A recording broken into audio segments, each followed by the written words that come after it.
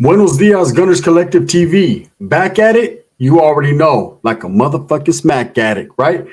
Yeah. Man, this one right here, I've been waiting on. I've been sitting on this one. So first and foremost, I want to say hit that like and subscribe button. Put your notification bell on all so that way you're directed to the dope content that I am kicking. And we're going to get straight to it. As you can see, man, Dubs has joined me because this is a topic that I feel he could elaborate on too.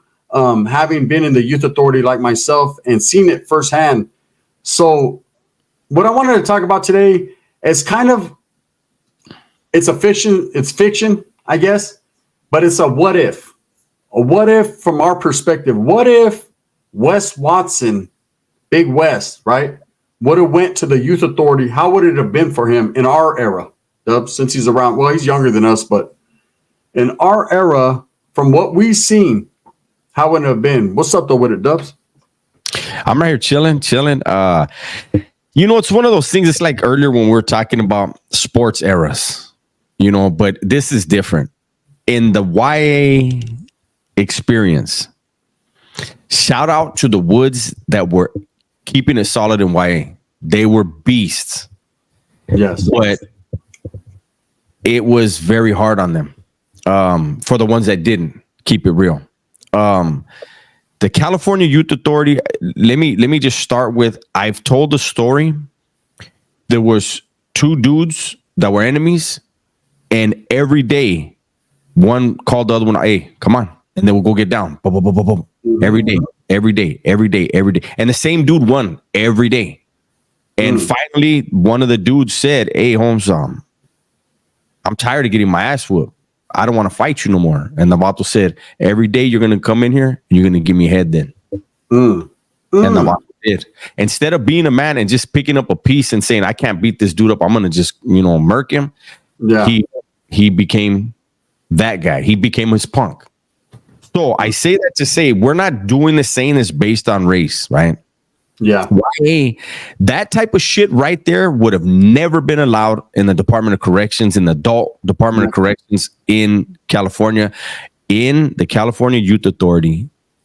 It was predatory. It was complete dog eat dog. It was everybody trying to outdo each other as far as who's the baddest motherfucker. And it was survival of the fittest. And 100%. You had...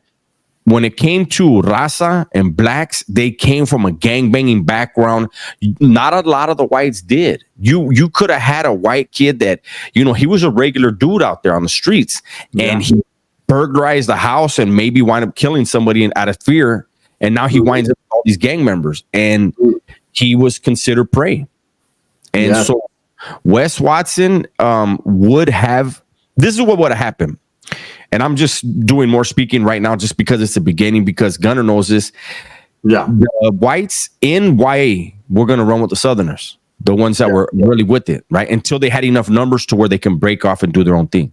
So had Wes Watson landed on a dorm that I was on, as soon as he got there, he would have been jammed up. Hey, where you from? And he would have said, oh, I'm white. I'm from San Diego, right? Okay, cool. And they would have said, look, see them dudes over there? If there was any whites on the dorm that weren't any good, they would have said, you see them right there? Them dudes are no good, Holmes. They get punked, this and that. They would have ran them down. Now, if you want to hold your ground, if you're going to stand up for yourself, we will back you up. But the thing is, you're going to follow our rules. And there would be dudes that would say, oh, yeah, hell yeah. You guys are going to back me up? I'll get down with anybody. And we tell them, as long as you're willing to fight your battles, we're not going to let you get raped. We're not going to let you get punked, but you got to fight for yourself. And you have to play by our rules. A lot of times our rules were too strict. And so they were like, man, but I'm not even Mexican. Like, you could do your own thing. Unfortunately, sometimes dudes would say, I'm going to do my own thing. And we'd know. And somebody would prey on them. And it could be a Southerner or a black. But it was going to be one of the two. Wes Watson would have had a rough time, I think. Yeah, Wes Watson, my take on things, the type of individual he was incarcerated. I'm talking about the real Wes Watson, not the stories he tells. But people who've actually done time with him said he was very quiet, humble, just stood in the background. Them type of individual, you couldn't be that in YA. You couldn't be that. You had to be out there. You had to be trying to earn stripes, making moves, because any sign of weakness, immediately Vatos were on you. They were on it. You know, there was YA games being played. I've seen plenty of people fall off or get dropped leva or anything just for the slightest infraction, just fucking up, eating after someone wrong or doing something. Now with the whites, here was my take on it from what I seen, which was similar to what you seen, bro. When I went to Nellis, which was down in Southern California, you know, and it was different in Northern California. I can speak from both perspectives. I went both places. In Southern California, it was like this. Very, very few. In fact, I could maybe count on one hand the Woods or the whites, the skinheads or whatever, that were with the business, that were actually functioning with, and they functioned with the Southerners, period. There was no, I didn't see myself, any whites in Southern California have their own thing going on. It wasn't happening.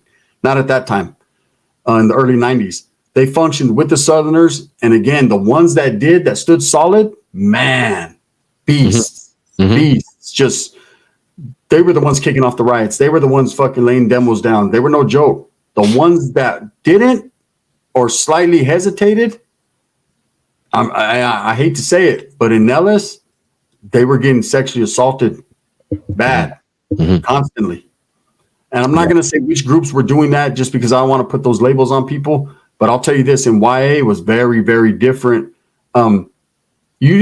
People didn't look at it that way. They looked at it as someone fucking exposing the weak. That's the way it was. Yeah, it was weird. You know, the guy that was getting, that was the bottom, the guy that was the chick in the situation, he was all bad. The guy that was giving it to him, it is what it is. If that dude can't fight you off, then fucking do your thing. That's how it was. Now, there was a lot of us behind the scenes, and we've spoken on it. We used to be like, damn, that's fucking an ugly look. Like, hell nah, right? But it's just, I mean, what can you do to stop it? It just was what it was. That's what they were doing back then. And a lot of the whites at that time were getting preyed on, man. And my thing is this, up north in Northern California, now there was more whites. There wasn't a lot, but they were more, they had their own little things going on. And so they protected themselves. But again, if there was a guy that showed weakness, they themselves would prey on him. It was a trip, right?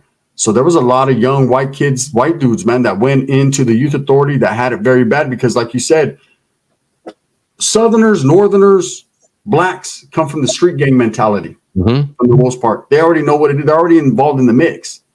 Look at Coco in the back chilling. Yeah, she's going crazy right now. The whites, not unless they were like from Orange County or the IE, that were already affiliated. You know, most of these, and it's the same thing in prison. Most of these Woods, they're not with the racial stuff. They're not with the politics like that until they get locked up. They're just regular white dudes, right? And then they get caught up and they have to choose up with their gente, their people. Well, that's how it was in YA. A lot of these guys were just regular guys. You couldn't be regular there. There was no room for regular. You had to be irregular. You had to handle your business. And it truly was, I seen some horrific shit there. Wes Watson it'd have been all bad just based off what I've heard. And you got to remember, the Wes Watson that would be then is not the Wes Watson's yoked up now. Yeah, he wasn't at all. Yeah, when he was young, I've seen pictures when he was young. He was sucked up, looked like a deer in the headlights. He'd have went in there, they'd have stuck there. He wouldn't have had to stick pedazos in his ass. They'd have stuck their fingers in there for him. Yeah, you know, and I mean, it's just, it was different, Holmes. And I do want to say, I was never up north. I was in Paso, and then I was in YTS. I paroled from YTS, and YTS was different. There were woods there, skins there, whacking, because over there they would say, put the battery packs down and pick up the knives here, right? And I mean, I saw them. I remember them whacking a white Crip. You know, like they were with it. There were woods there that had already been through all the battlegrounds, well tested, and they weren't running with the Southerners. They had their crew of established warriors, fool, like bottles that, and they were willing to get into it with Southerners, even. You know what I mean? Yeah. But yeah, with the question of Wes Watson, it's hard to be. You know, they always say we're biased, but it's hard to, like, we know that the persona, the character that he created on YouTube is not who he was when he was even in the level 2s. He wasn't that guy, right? But for anyone who didn't experience Y.A., the California Youth Authority, it's hard to explain how savage that place was when compared to the CDC. You didn't have the safeguards that the CDC has. You didn't have you can't get down with this vato. No. Excuse me. If you didn't like somebody, if you didn't like the sound of his voice, you could take off on him. Yeah. Absolutely. If you just felt like, you know what, I'm going to fucking slap the shit out of this dude. You can do that, and you guys get off. And if he has a crew, a rampla, and then yours jump, that's how Y.A. was. Things be the way Gunner and I are talking right now, just boom, there's a riot full blown right now. Nothing even happened. Yeah. You don't even know what happened. Over the microwave. We don't have time. You just boom, boom, you just get up and go. You just see your homeboys getting off, you get off. You don't even think about it or question it. And there is no later on, hey, who was right and who was wrong? No, it just happened. Fuck, let's worry about the next one. There's gonna be as soon as we get off lockdown, we're gonna do it again. And to sit here and say Wes would have had it all bad, we don't know. Ultimately, we don't know. Maybe he would have fought for his. Maybe. I'm just saying the situation he would have been put in was way more different than the situation I was in or you were in. Because at that time, especially in Southern California in the Youth Authority, you had, if you were white, you had to be a beast. You had to beast some shit out or you got beasted. I wanted to tell a little story. There was he was a youngster. He was from Wasco. It's the 805 area, right? Wasco. He was from 805 back then. Yeah. And, you know, and he got in there. He got to Nellis, I remember. And you look at this kid and you were like, he's just a little white, a little lame is what they would call him. That's what the Woods, that was their thing. We had levas, they had lames, right? So he was just a little lame. And I remember there was a white guy there. He was from the IE. His name was Little Man from IE. And he was with the business. He hung out with the Southerners. He was one of those ones, like, he'll fight. He fought Northerners in the cuts. I mean, he was down. And that kid came and I seen Little Man interact with him, and then Little Man kind of turned his back on him. And I said, say, there's something going on there. Well, what happened was the kid was from Wasco and he told everyone like, hey, I'm a Southerner from Wasco. Right now at that time, you know, like I know Dubs, this was about the time when the 13 and a half stuff was going on. And a lot of vatos that were from up more going up north, Bakersfield to me and all that is Southern California, but there was a lot of vatos that were from doing the LA tripping. You know, they used to do the LA trip. They trip off vatos. They call them 13 and a half. You're from up there. You're not from down here. That's just how it was. So automatically he had that against him. Now he's white. He looks like fucking Howdy Doody, right? I mean, the chips were stacked against him. So immediately they were like, nah, this fool ain't no Southerner, right? So he started to get advantage taken of him, packages taken, everything. And one day, you know, I happened to see some wild shit going on with them. And I was like, oh, someone got him. They were preying on him, right? They were beating this guy so bad, Dubs. His legs were so swole because fools were walking by his bunk, kicking his legs, his shins. This is what the officer did. He didn't tell. That kid didn't snitch. And why? You can't do that. You just got to take it. Fight for yours. The cop seen his legs, and the cop the next day went to his house, came back, and brought him shin guards. That's how bad his legs were. Here, put these on. He felt bad. There was no PC. There was no telling. They'll put you in the oil for a day and they'll drop you right back off. Yeah. Or if anything, they just send you to another compa and they already know about you.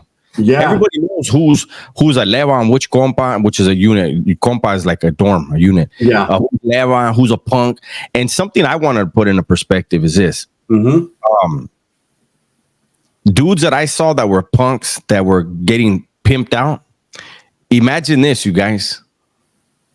A dude was getting pimped out for 6 sopas. How much is the sopas? Are 25 cents a piece. That's $1.50 for you to go and do whatever you wanted to that dude. Or say, give me a bag of Kool-Aid. It's like $1.10. Yeah. Give me a pack of the little cookies. Remember the little cookies? Yeah, the little duplex. Just imagine that. That's what was happening to these dudes. Yeah. $1.50, $1.10, 75 cents. You could go do whatever you want to this fucking dude. And don't get it twisted. It wasn't only the whites, man. It was happening to a lot of other people as well. It was. You know, they just got preyed upon because they weren't part of that gang life. So they were looked at as victims automatically. But look at, trip out on this. So that kid, he ends up, you could see him getting more bitter, hardened, right? This shit was happening to him. He wasn't enjoying it, but he couldn't fight it, right? And eventually, it was about a month later, a couple months of this happening, and I used to feel bad for him. I used to see him and just shake my head. That wasn't my people. There was nothing I could do for him. You know, I didn't want to involve myself in that business. And there was this Crip from PJ Watts, man. He was loud, man. That was my homie. Still the homie to this day. He was the homie. He used to like to play with people. And we used to get into it all the time. We fought behind the blinds 3 or 4 times just on GP. Just, hey, you want to fight? Let's go, right? And just for fun. That type of dude, just crazy. Anyways, he thought because this guy was getting played out by who he was getting played out by, that he could do that too. So he tried to start fucking with that dude, man. And in Nellis, they had 2 TVs. So the day room, long rows of the Cadillac chairs, the big brown chairs, 2 TVs. One TV was the black TV. The other TV was the Mexican TV. The Mexican TV always stood on the Spanish station no matter what, period. If you touch that TV, people are getting stabbed, right? The only time it changed was during movie night. The black TV stood on movies or Soul Train or whatever they wanted to watch. That's just how it was. So there was an ironing board, Dubs, and the iron was chained to the ironing board with one of those wires. But I guess this kid had figured out how to unscrew it. You know, it was just screwed into the ironing board. So he fucking popped it. And I don't know if that day he was just going to fucking crash out or whatever, but that Crip dude came into the day room and all the blacks sat in the front row. They all had the front row. Southerners sat in the back row. That was their thing. They had the back row so no one was behind them. Northerners, we sat on the side of the wall. We had a side wall with the side so we could see everybody. That was our thing.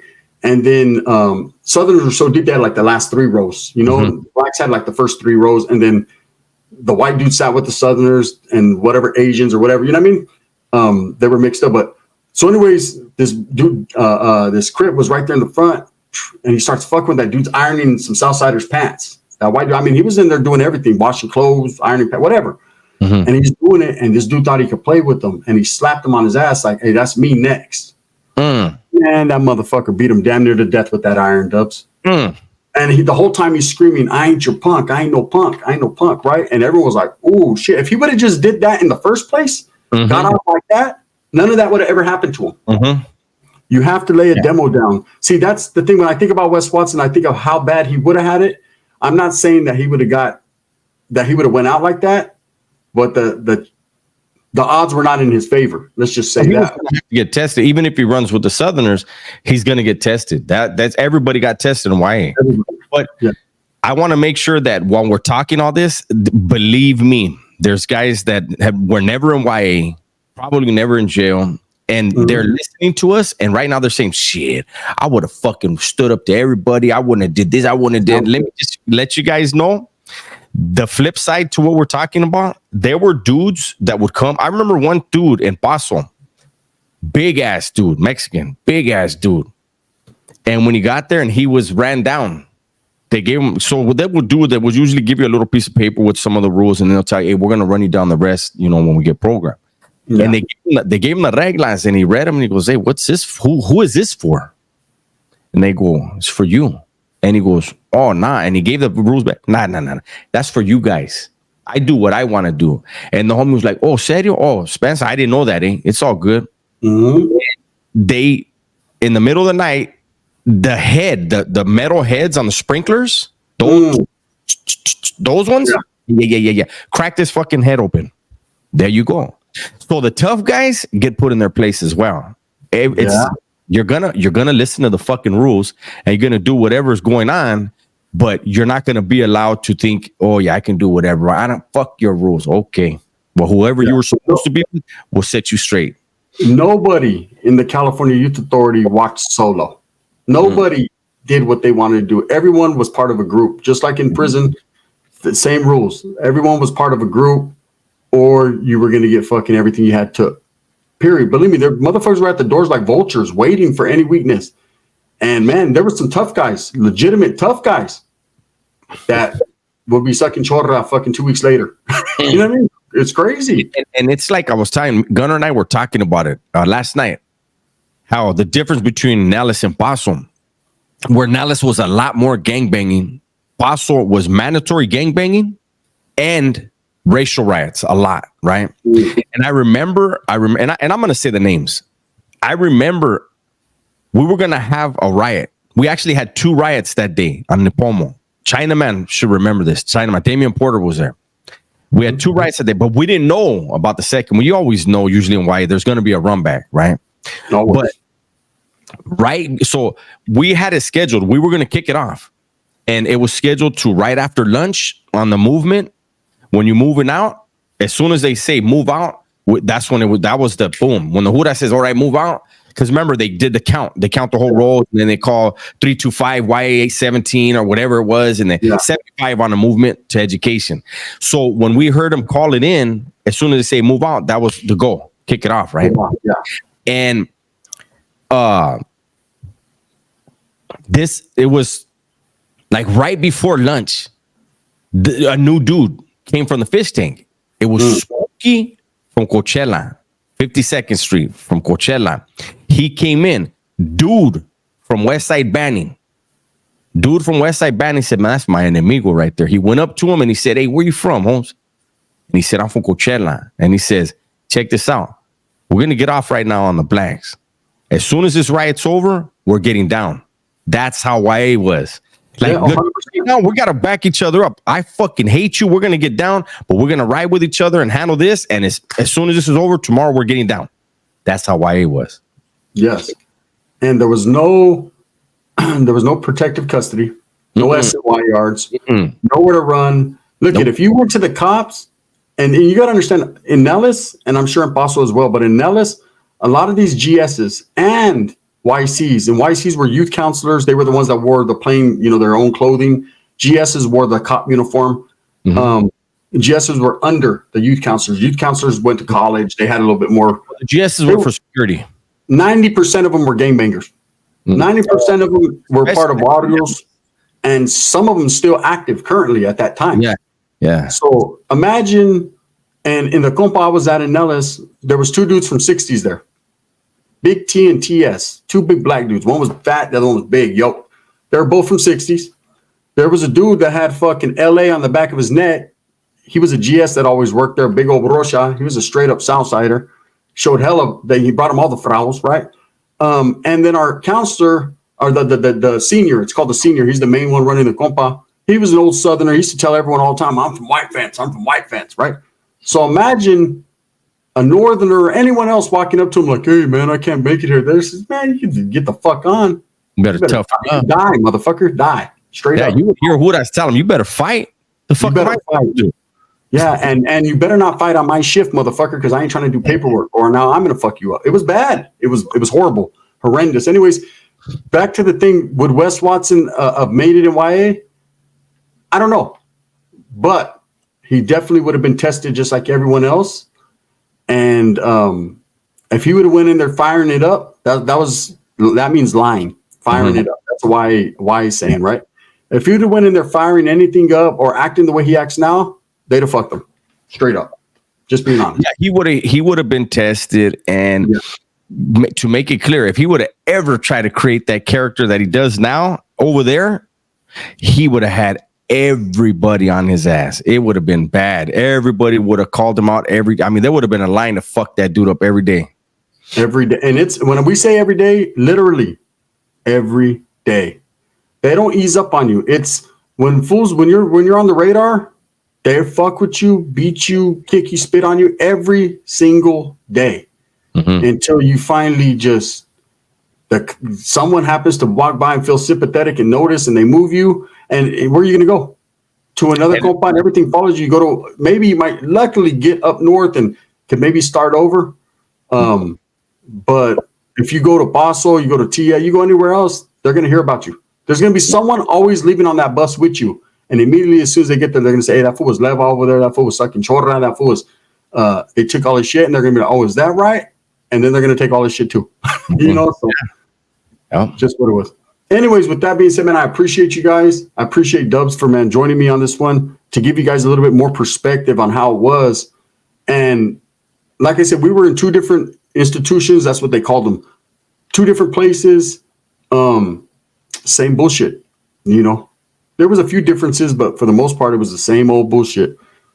So Wes Watson, people like Wes Watson, and I get a lot of people, Dubs, that get in the they try to argue with me about it. And you could tell YA, baby. You could tell someone who's been in YA.